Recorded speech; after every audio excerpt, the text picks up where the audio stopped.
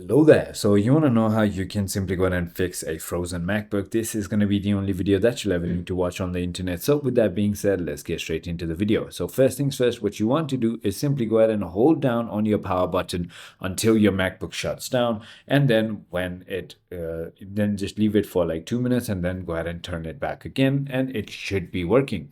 And when it is working, what you want to do is simply go to System Settings and then go to your general settings and then scroll all the way down until transfer or reset, and then simply go ahead and erase all content and settings and your problem should be fixed.